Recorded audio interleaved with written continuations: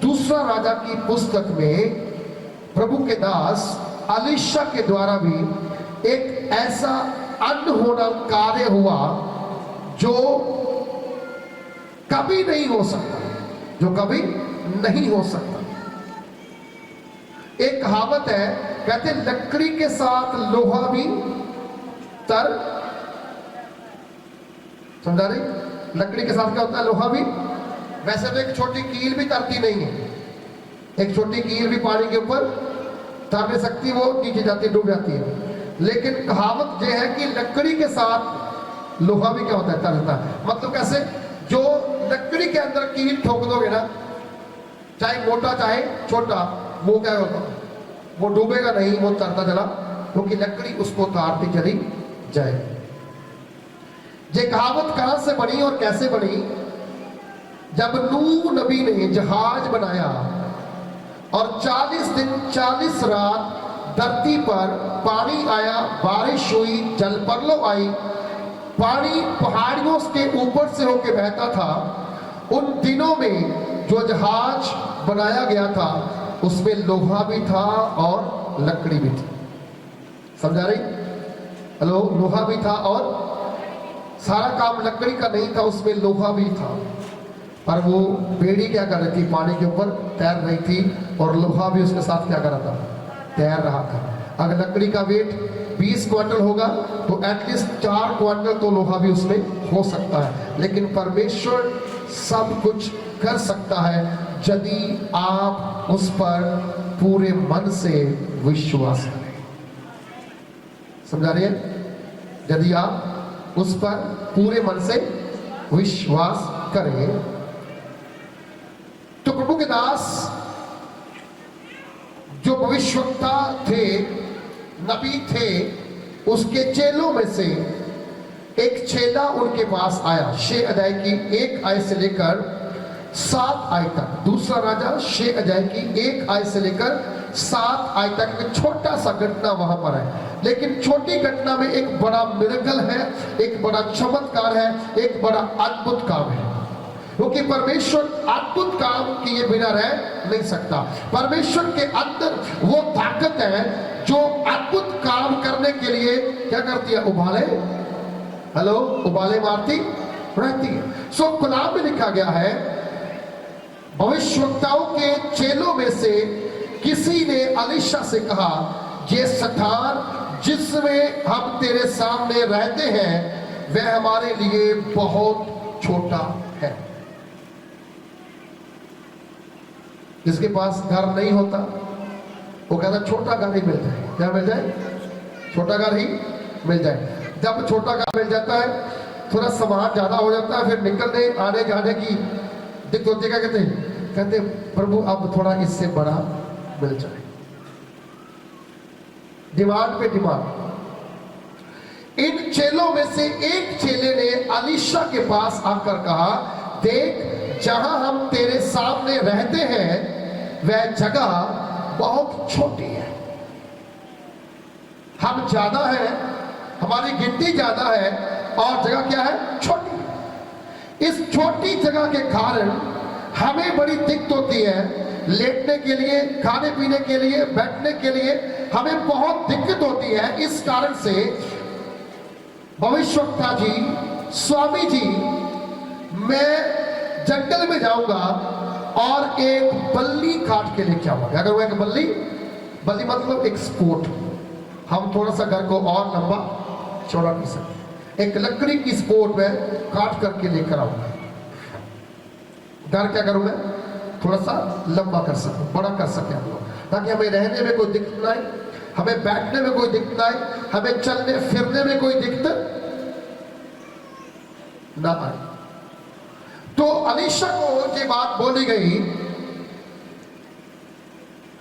तेरे सामने रहते हैं वह हमारे लिए क्या है? बहुत छोटा है, इसलिए हम जर्दन तक जाएंगे और वहां से एक बल्ली लेकर वहां अपने लिए एक स्थान बना ले। उसने कहा, अच्छा जाओ। क्या कहा उसने? अच्छा जाओ। एक बात समझो, कितनी इंपॉर्टेंट बात उस बंदे ने की, चेले ने की। उसने काम शुरू करने से पहले क्या, किससे बात की? हेलो, किसकी सलाह ली पहले? अपने गुरु की। बोलो अपने। इसका मतलब गुरु को समझ थी कि इनको कैसे बढ़ना है, इनको कैसे खड़ा होना है, इनको कैसे आगे ले जाना है। और गुरु को मालूम था कि ये तंगी में, ये प्रॉब्लम में, ये समस्या में, तो कैसे इनको इस समस्या से बाहर निकाला जा सकता है। इसलिए बाइबल के अंदर लिखा गया है कि जब आप यहोवा परमेश्वर की वर्शिप करते हैं, खुदावंद आपका जो राजा है वो आपकी समस्याओं को बड़ी बारीकी से जांच लेता है, बड़ी बारीकी से जांच लेता है। और जब वो आपको बड़ी बारीकी से जांचता है, वो आपका कम होना भी जानता है और आपका बढ़ना भी जानता है।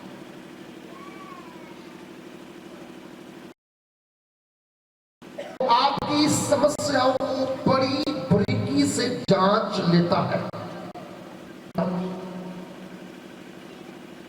और वहां लिखा गया है, यहोवा की आंखें सब स्थानों पर लगी हुई। कहां लगी हुई है? सब जगहों पर, सब स्थानों पर यहोवा की आंखें लगी हुई है। यहोवा की आंखें, परमेश्वर की आंखें। शायद हमारी आंखों से कुछ बच जाए, परंतु परमेश्वर की आंखों से कुछ बच, कोई नहीं बच सकता उसकी आंखों से।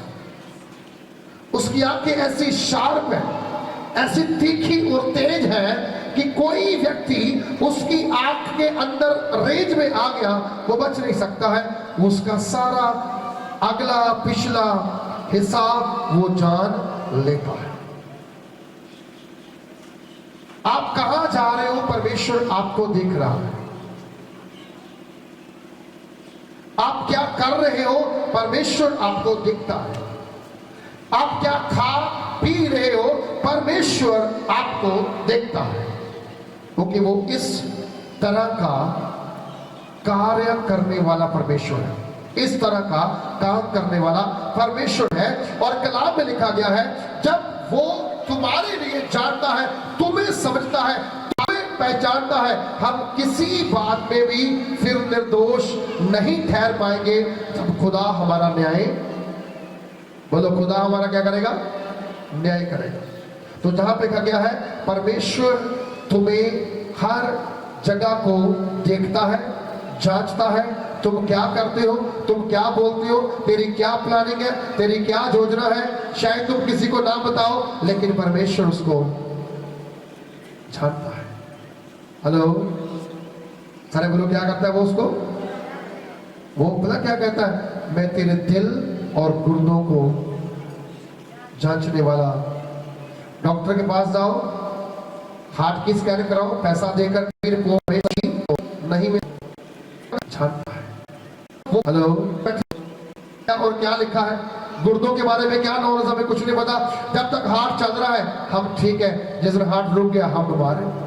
जिस दिन गुर्दे काम करना बंद करके आपके पेट में जाओगे, दर्द स्टार्ट हो जाएगी, आप जाएंगे देखिए गुर्दा खराब हो गया, बाहर निकालना पड़ेगा, ऑपरेशन करना पड़ेगा, पथरी आ गई है, रसोली आ गई है, इन्फेक्शन आ गई है, हाँ, वो सारी चीजें क्या करेंगे? वो बताएंगे कि वो जानते हैं। उसी तरह एक विश्वासी के दिल और गुर्दे में क्या चल रहा है, परमेश्वर जानता है। हालेलुया। परमेश्वर आपके बारे में जानता है,